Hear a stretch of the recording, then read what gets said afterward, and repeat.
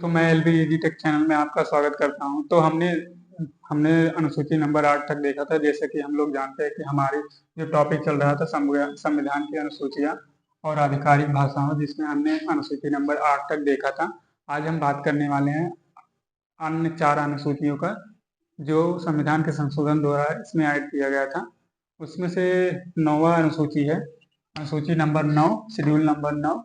इसमें जो है भूमि संबंधी सुधार किए गए। इसमें 3 मुख्य बातें ऐड की गई थी जो उस समय की जरूरत थी। जब 1950 को 1950 को संविधान लागू हुआ था, अंग्रेज भारत छोड़ के गए थे। उस समय हमारा कई सारे मतलब भूमि विकार थे, उसे सुधार करने के लिए भूमि संबंधी सुधार किए गए। इसके बाद सेकंड टॉपिक है इसमें जो इम्पोर्टेंट है परीक्षा की दृष्टि से, राज्य द्वारा संपत्ति के अधिग्रहण की विधियों का उल्लेख किया गया। मतलब किन हालातों में राज्य संपत्ति का अधिग्रहण कर सकता है। और तीसरा है सम्मिलित विषयों पर न्यायालय में चुनौती नहीं दी जा सकती। मतलब इसमें जो भी विषय लिखे गए हैं, इसमें जो भी विषय लिखे गए हैं उससे रिलेटेड न्यायालय में पेश नहीं किया जा सकता, उसे चुनौती नहीं दिया जा सकता। इस अनुसूची में टोटल 284 अधिनियम है जिस पे काम किया गया। 284 अधिनियम है इस अनुसूची में, अनुसूची नंबर 9। और यह अनुसूची नंबर 9 संविधान का पहला संशोधन करके ऐड किया गया था 1951 में।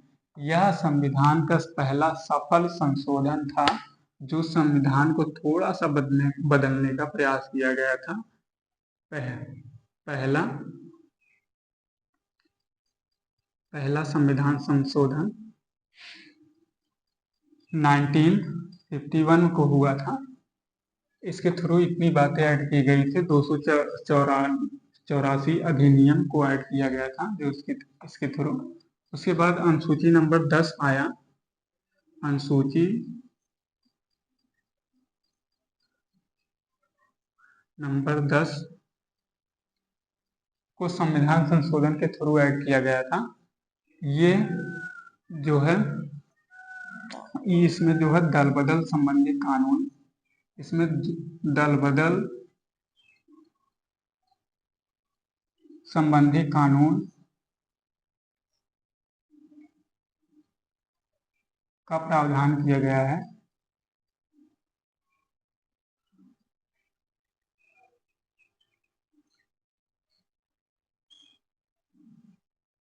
दल बदल संबंधी कानून का प्रावधान किया गया है। यह कैसा कानून है? इसमें मतलब कि अगर कोई भी लीडर या नेता जो है किसी पार्टी से चुनाव लड़ता है और जीत जाता है, फिर बाद में वो चाहता है कि हम उस पार्टी को छोड़ के दूसरे पार्टी को ज्वाइन करें, तो ऐसा नहीं हो सकता। अगर वो ऐसा करता है तो उसके जो भी पदवी दी गई है उसको खत्म कर दी जाएगी।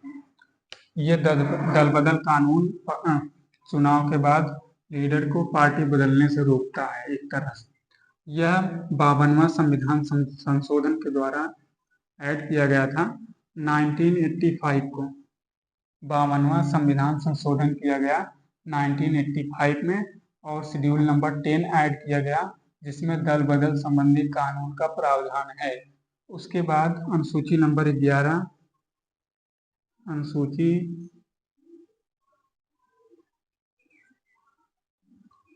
नंबर 11 ये 73वां संविधान संशोधन के थ्रू ये इस पर जो काम शुरू हुआ था 1992 में और 1993 में पब्लिश किया गया। 73वां संविधान संशोधन के थ्रू शेड्यूल नंबर 11 ऐड किया गया। इसमें पंचायती राज व्यवस्था की गई। पंचायती राज व्यवस्था की गई। पंचायती राज व्यवस्था की गई। इसमें गांव के हर एक बंदे को पावर दिया गया है। अगर वो 18 साल से अधिक है तो वो इस व्यवस्था में भाग ले सकता है। जो ग्राम प्रधान होते हैं, जिला पंचायत का चुनाव, महाप्रधान जिसको बोलते हैं, बीडीसी वगैरह इसी के अंतर्गत आते हैं। इसमें टोटल 29 टॉपिक है जिस पे काम किया जाना है। 29 विषय हैं जिस पे काम किया जाना है।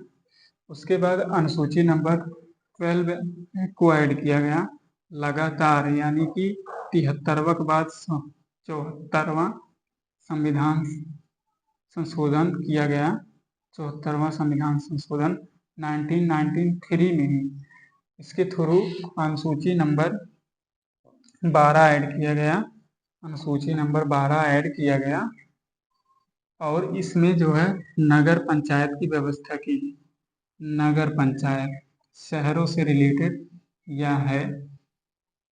इसमें मुख्यतः 3 बातें हैं। एक तो नगर पालिका,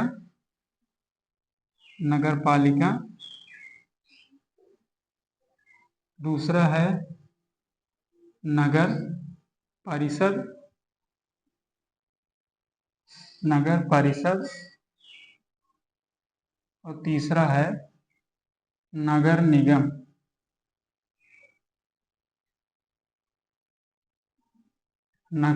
ये तीन संस्थाएं हैं जो इसमें ऐड है। नगर पालिका वो होता है जिसमें 20,000 से अधिक जनसंख्या हो तो नगर पालिका घोषित होता है। तो अगर यह जनसंख्या 1 लाख से 5 लाख के बीच हो तो नगर परिषद होता है। अगर जनसंख्या 5 लाख से अधिक हो तो नगर निगम घोषित कर दिया जाता है। तो इसमें टोटल 18 विषय हैं जिस पे बात किया जाना है। और एक बात इससे रिलेटेड, पंचायती राज व्यवस्था से रिलेटेड 24 अप्रैल को पंचायती राज दिवस मनाया जाता है। 24 अप्रैल को हर साल पंचायती राज दिवस मनाया जाता है। ये परीक्षा के दृष्टि से आपके लिए इम्पोर्टेंट है। पंचायती राज दिवस हर साल मनाया जाता है। ये 4 अनुसूचियां बाद में संविधान में अमेंडमेंट किए करके जोड़ा गया। पहला अनुसूची नंबर 9, दूसरा अनुसूची नंबर 10, तीसरा अनुसूची नंबर 11, चौथा अनुसूची नंबर 12। अनुसूची नंबर 9 में सबसे ज़्यादा इम्पोर्टेंट ये वाला लाइन है, भूमि संबंधी सुधार। इससे प्रश्न अक्सर पूछे गए हैं परीक्षा में। और उसके बाद आता है राज्य द्वारा जो संपत्ति का अधिग्रहण की विधियों का उल्लेख अनुसूची नंबर 9 में ही किया गया है। और उसमें जो भी सम्मिलित विषय है उस पर न्यायालय में कोई चुनौती नहीं दिया जा सकता, यानी कि जो भी चीजें हैं उसे न्यायालय में पेश नहीं किया जा सकता। और इसमें टोटल 284 अधिनियम है। 284 अधिनियम किसमें है? अनुसूची नंबर 9 में। ये पहला संविधान संशोधन का सफल प्रयास था और 1951 में किया गया था। उसके बाद अनुसूची नंबर 10 को ऐड किया गया 52वां संविधान संशोधन के थ्रू 1985 में। इसमें दल बदल संबंधी कानून का प्रावधान किया गया।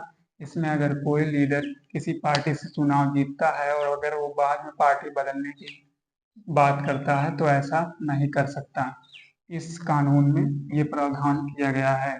उसके बाद अनुसूची नंबर 11, 73वां संविधान संशोधन के थ्रू ऐड किया गया। इस पर काम 1992 में शुरू हुआ और 1993 में ये पब्लिश्ड किया गया। इसमें पंचायती राज व्यवस्था की गई जिसमें 29 विषय शामिल हैं जिस पे काम किया जाना है। और उसके बाद और इसी के उपलक्ष्य में 24 अप्रैल को पंचायती राज दिवस मनाया जाता है हर साल। उसके बाद अनुसूची नंबर 12 74वां संविधान संशोधन के थ्रू 1993 में ऐड किया गया और इसमें नगर पंचायत से व्यवस्था की गई, नगर पंचायत से संबंधित व्यवस्था की गई।